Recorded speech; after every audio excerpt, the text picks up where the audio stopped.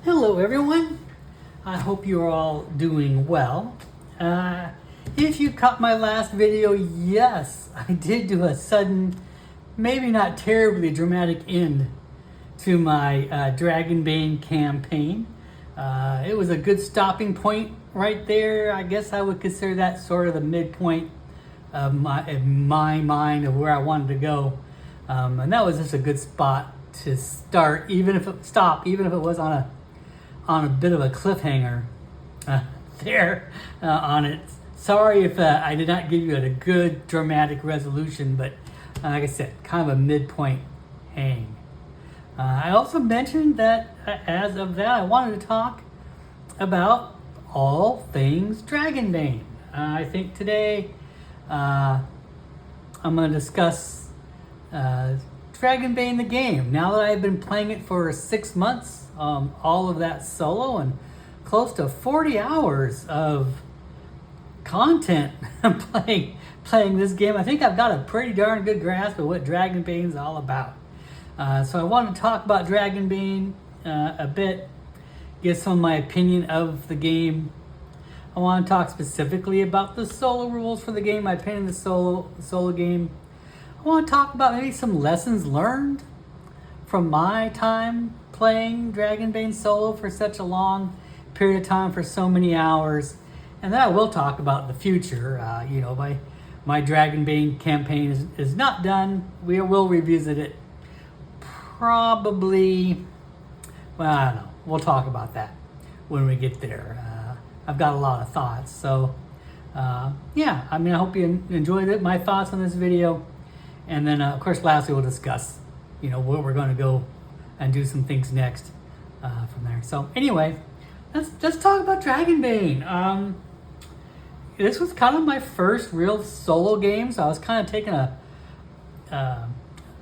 maybe a different turn for a game to be my first solo game, a game that really is not really meant intrinsically to be a solo game. It's made to be a normal role-playing game, sitting around a table with friends and family and whatever.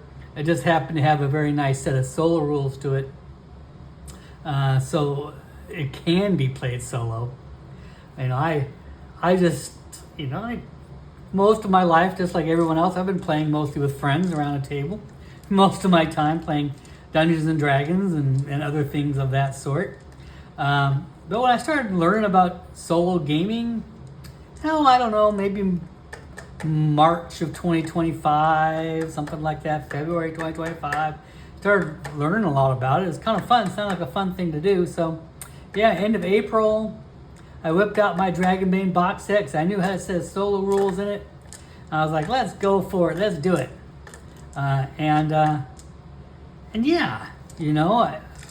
My short answer to what I think about Dragonbane, well, first off,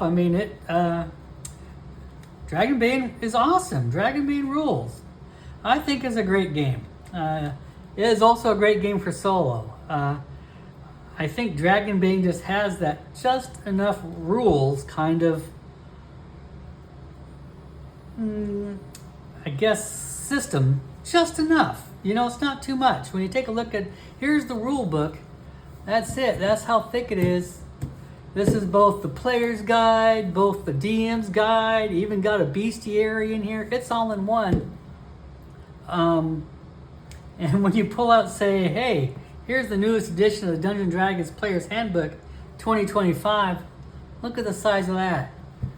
Compared to the size of this.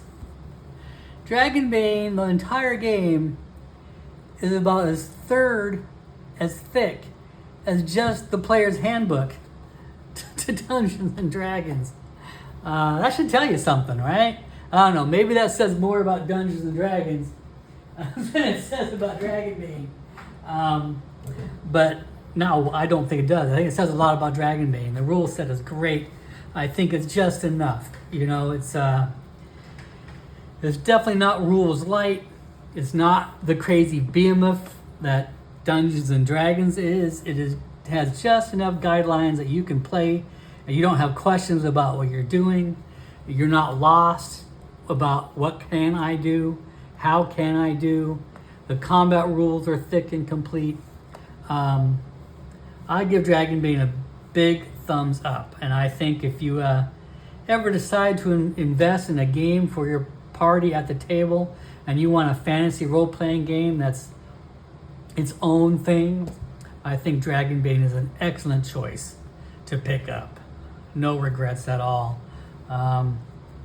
But it does lead me some questions.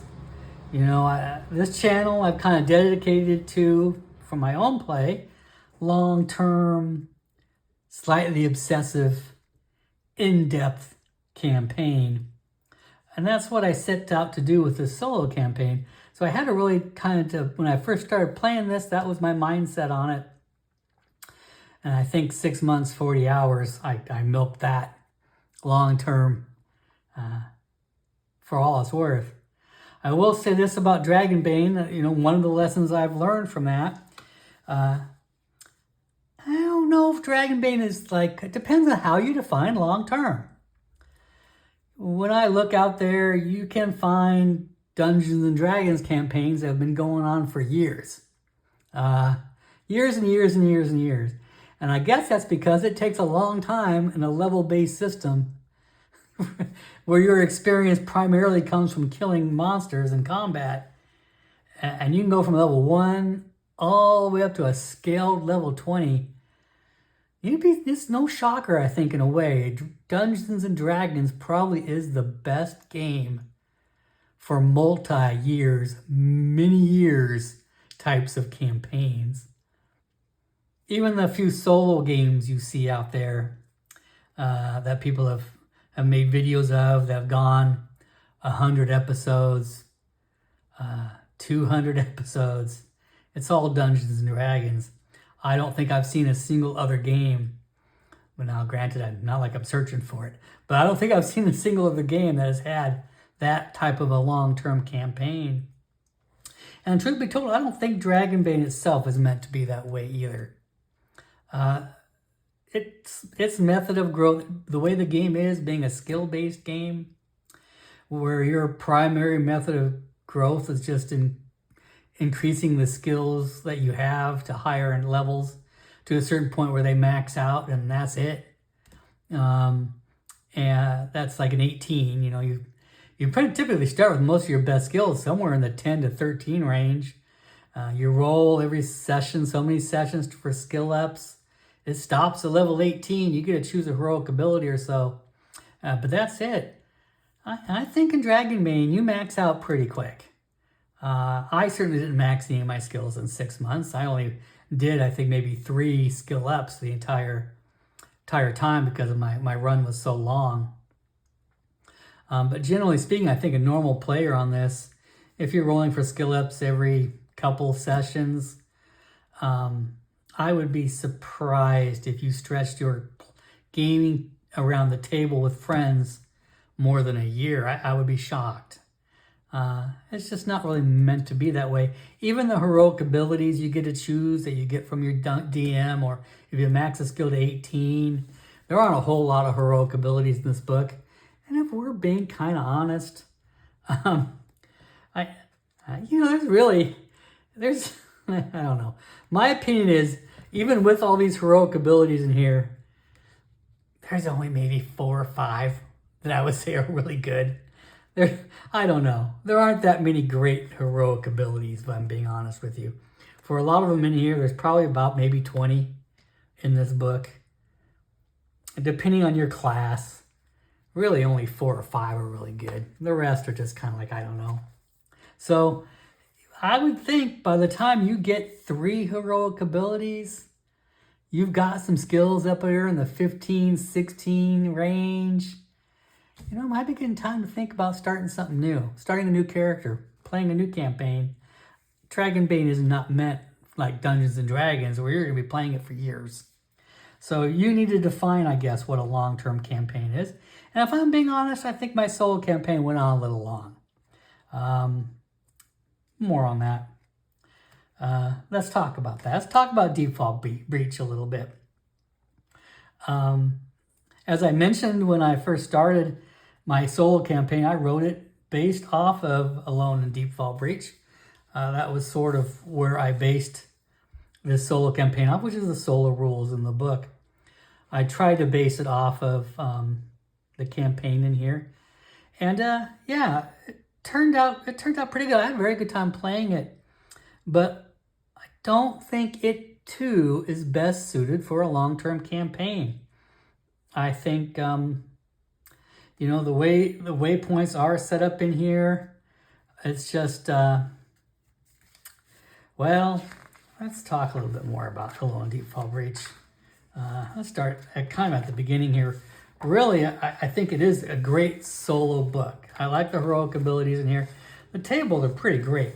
Here, glorious tables is what I put on here on my next one. They are. The tables in this campaign are wonderful. You can find similar type of tables in, you know, Mythic systems and various other solo books in here. They have similar inspiration tables. They have similar yes/no tables and fortune charts. Some even have variable NPC attack tables. But without a doubt, I would say, you know, the exploration tables they have in here, really, it's everything you need. In a glorious 6 pages, everything you need to play this game solo, and to be honest with you, to carry it in other games, are ready to go in here. I think Free League did a thoughtful job when they designed this solo campaign, at least as far as you being able to invent what you want, play what you want, and have tables for solo inspiration at the table, and asking yourself questions and guiding you along for you know, impromptu inspirational play. That being said, you know, the Chapel and the Wolf, which is kind of what I based my campaign on, I don't know if it's the best form for long form campaign. I think I might have overestimated myself. The Reforged Shard, with its waypoint system, full of knowns and unknowns, where you slowly work your way through your threats and your knowns and your unknowns, you go through it. I think it's best served for more of a short to maybe short middle type of gameplay, if I'm being honest. I think I stretched mine along longer than I should have. Probably maybe half as many hours, maybe I would even say 10 to 15 hours. Yeah, maybe that works best than 40 hours. The reason being is it kind of began to feel a little samey. You know, I wanted this to be a road trip. I wanted this to be a start at point A and end at point D, whatever that is, and use that as a journey. But after a while, when you come across a waypoint you've written, okay, here I'll make a couple skill checks, succeed or fail, blah, blah, blah, move on to the next waypoint. Okay, here I'll fight a combat. Okay, fight a combat. Move on to the next waypoint. Oh, let's make some more skill checks. Okay, passed, failed those skill checks. Move on to the next waypoint. Oh, here's a couple traps. I'll try to navigate those traps. Here's the next waypoint. Like I said, it's very easy to feel kind of samey after a while, which is why I think it's good and better steered towards maybe a shorter campaign. You literally could make this as long, like I did, 40 hours, or really as short as you want. If you really did one skill check per point, you could make this easily 2-hour gameplay session for you to play something like this. If you make these waypoints more complicated like I did, add in more combats, those take time, those get complicated. Really start exploring multi-room stuff like I did, mini dungeons. Heck, I even did a full 12-room dungeon. That's one waypoint. You could stretch this out quite easily as far as I did. But like I said, I don't know if I would do it that way. I think upon reflection, that's not the approach I would take. I think this sort of waypoint style of play is probably best geared to be more down and dirty. Do your skill checks, face your challenges, overcome your challenge, move on to the next waypoint, get a couple loots here and there. At the end of your chapter, roll for your few skill ups and get on with your day. And I think 3 or 4 hours, you would probably be just fine. You want to stretch it up to 10, sure. 40, I would not make that mistake again. So that's part of the lesson learned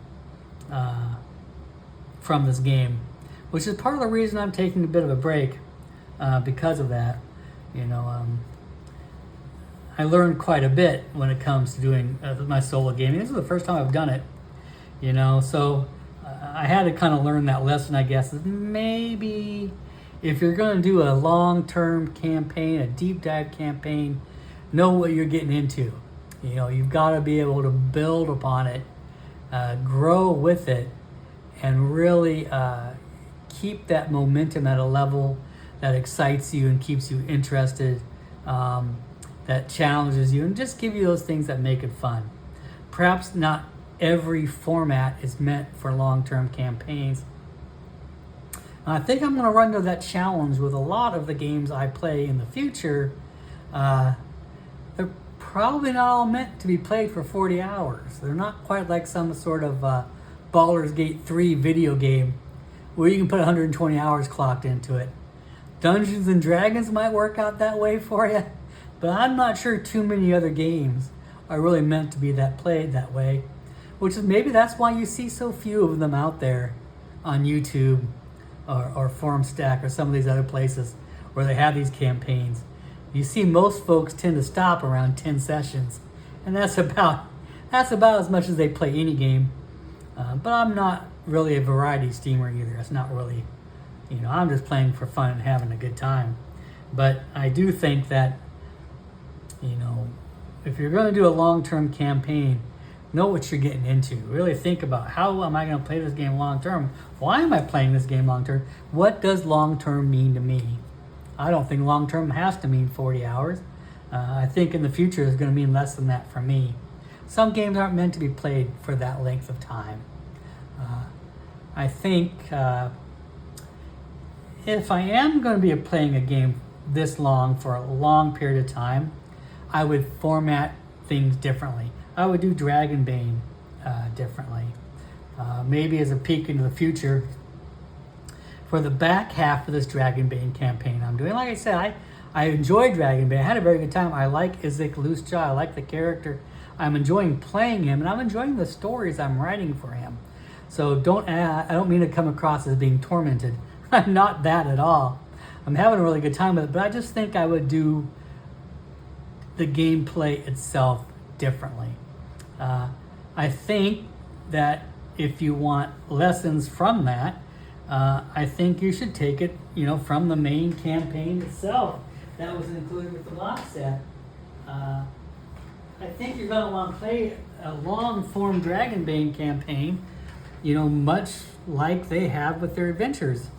I have out here the Misty Vale, which is their main campaign setting for their main adventure, out here for a reason. I think if you're going to do a long-form solo campaign for Dragonbane, you're going to treat it much like a campaign as you would with a party around a table. I think it works best if you have a town-like outskirt, a central location that can be your home base, that you can play around with, make some NPCs, build some relationships, build a foundation, and then venture outside of that location to the Iron Forest or, the Goomer Mountains down here, the Haunted Marshes. Venture out from your city, have your quests and your adventures, as in the main campaign book, where there is a wide variety of locations for you to explore. I know that's a lot more of a traditional view, but it might be the most sustainable view, I think, for a long-term campaign, because that way you can kind of build in, I guess, more story, more NPCs, more reoccurring themes, still venture out, have your adventures, come back, and you can have a variety of quests to work off of. You're not just hitting a waypoint, but you're actually going on more epic quests around the community. I think I've learned that lesson, and so I think in the second part of Isaac Loosejaw's adventure into the northern Nightkin Kingdom, I will adopt more of a traditional format going forward, and I think it'll benefit me in the long run. I'll be able to build a more central story. I'll be able to have kind of a location with a lot of NPCs that are reoccurring that I can build relationships with. I can have maybe factions to play with, work with, and to work for or oppose, and still have a variety of quests and things to build off of and have fun. So I think in the future I will take a more traditional approach if I'm going to do a long-term campaign like Dragonbane. One thing about the rules, as I said, they're fairly full and complete, but in a rather amusing sort of way. So much of the game is more like the player's guide, built on how to do combat, making your character, making your skills, playing the game, spell casting, buying gear, and of course there's a little bestiary. You know, the actual Dungeon Master's Guide for Dragonbane is all right here. The adventure section, it is no bigger than the 6 pages for Deepfall Breach. It's 6 pages long. The same length as Deepfall Breach is, in a rather funny sort of way. So there is not a lot about the Game Master's role, but there are charts and tables in here which that are useful. Creating adventures. It talks about creating adventures in here and creating quests, creating journeys, and there are tables here for that in here. Might be fun to play with. But as you can tell, it's a very tiny section of this book. So if you're a DM, or in this case a solo gamer who is both a player and a DM, that's maybe one sort of thing about the rule book in here. There is very little about actually running the game. You better be an experienced game master and be used to running games probably before you even really drag into Dragonbane. Or, of course, play the pre-built campaigns for you. And there's more of those coming all the time. And that's probably the right way to do it if you're a beginning game master. Grab yourself, this adventure set. Have fun playing it. I think it would take a bit of work to build your own campaign unless you're really very experienced, because the rule book really gives you very little guidance as far as building your own campaign is.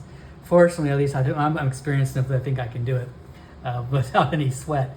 But the rule set is not going to give you a lot to it. So anyway, that's my plan for the future as far as Isaac Loosejaw's adventures. It's not from lack of ideas. I have plenty of ideas for stories, quests, NPCs, plots, all that world building stuff I got in my head. And yes, lots of room to explore and play and not write everything down. There's going to be a lot of emergent play. And that emergent play is what makes things really fun. But nevertheless, there's going to have to be some world building on my behalf, I think, before I'm ready to get Isaac in that part and shift my whole focus from this waypoint threat system to more of a traditional campaign system. I've got to change my whole mindset around and build some world around that, which is why I'm taking a break from Dragonbane at this point in time. I also want to wait for some things too. Dragonbane did just have a funding campaign for 2 new books that are coming out at the end of April. There's a new setting book, a city setting with, it's going to have another 13 sort of campaigns, adventures just like this.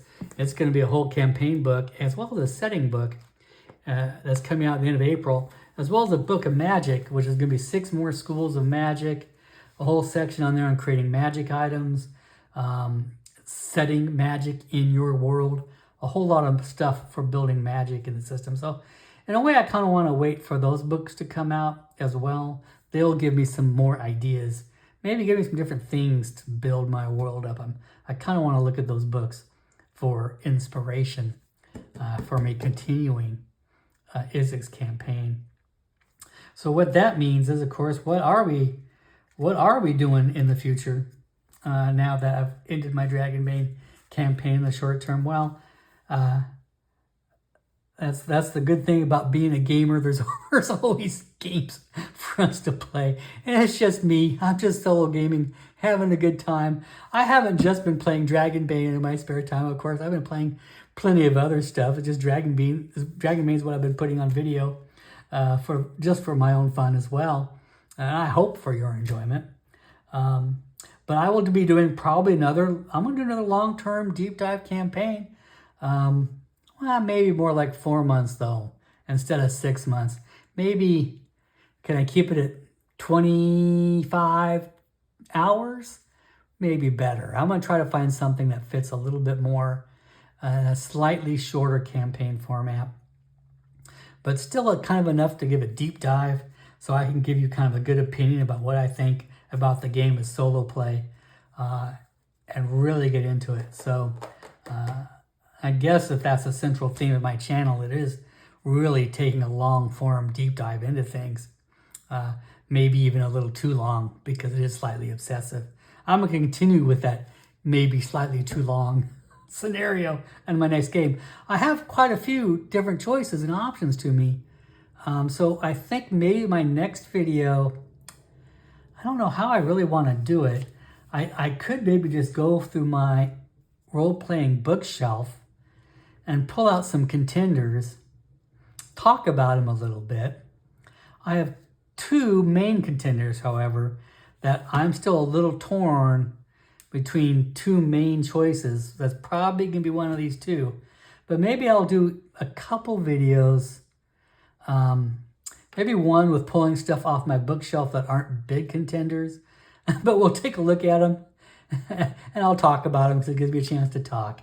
And then maybe I'll do another video about my 2 big contenders for the future, and I'll make a decision on one of those 2 before too much longer on it.